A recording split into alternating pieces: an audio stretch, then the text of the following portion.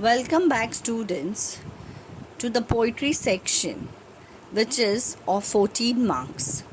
Today, we are going to study the poem The Inchcape Rock, Part 1, which is 2.3 in your textbook, page number 104.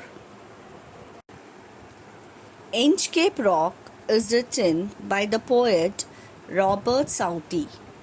Robert Southey was a poet laureate of England from the era 18th century, 1813 to 1843.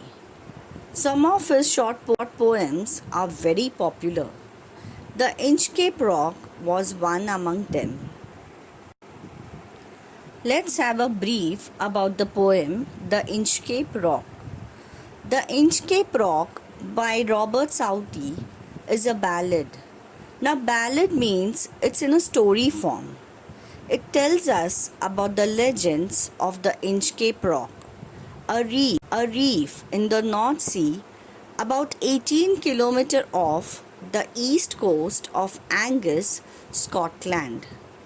The story is about the good abbot of Aberbrothock and the devilish Sir Ralph the Rover.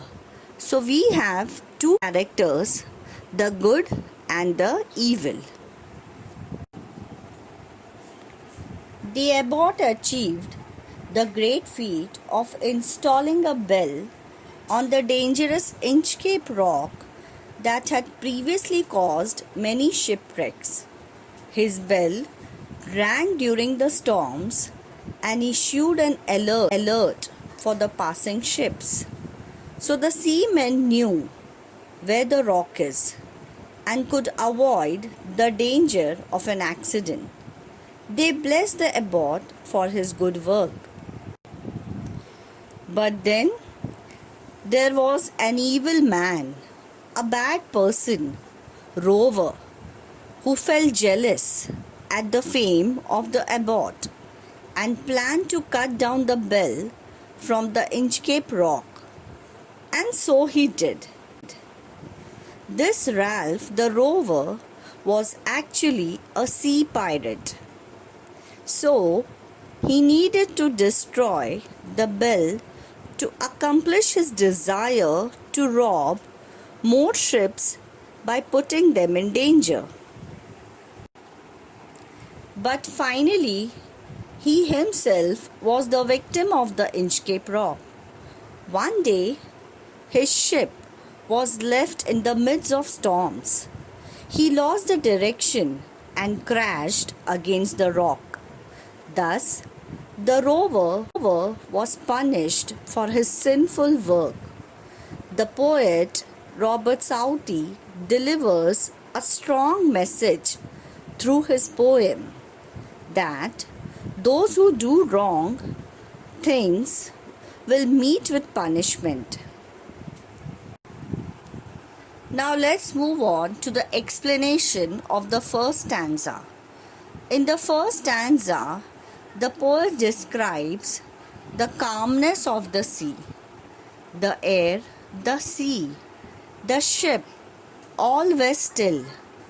The sails of the ship were getting no motion from the wind. Its keel was steady in the ocean.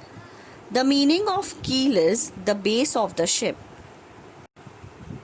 The second stanza describes the mild sea waves. The waves were rising and falling so little that they did not make any sign or sound. The waves were gently flowing over the Inchcape Rock without moving or ringing the bell. The third stanza is about the bell. The good old abbot of Aberbrothock positioned the Inchcape bell there on the Inchcape Rock. During the storms, it floated on a buoy and rang wildly, swung by the high tides to alert everyone that the dangerous rock was there. So as the tides went up the rock and the bell rung, which alerted the people on the ship about the dangerous rock. The poet tells us how the bell guided the mariners in the bad weather. The seamen could not see the rock as it stayed hidden under the high waves during the storms, but they could hear the ringing bell and went away from the dangerous rock. So the bell saved their lives. Then the seafarers blessed the abbot for his good job. The fifth stanza delivers a cheerful atmosphere, as it generally happens every disaster. On a particular bright day, everything looked joyful. The seabirds were whirling over the sea and screaming in joy. The sixth stanza, here the character of Sir Ralph is introduced for the first time. On that fine day, the buoy means an anchored floating sign to show the reef on the Inchcape Rock was clearly visible, as it was a blackish spot in the green ocean. Sir Ralph the rover went onto the deck of his vessel and gazed at dark spot of the buoy. Students, the Inchcape Rock has 17 stanzas in all. Hereby, we have completed the explanation of 6 stanzas. The remaining stanzas will be explained in the next PPT. Till now, the poet has introduced us 2 characters. One is good and the other is evil. So, the other part of the poem will be explained in the next PPT. Thank you.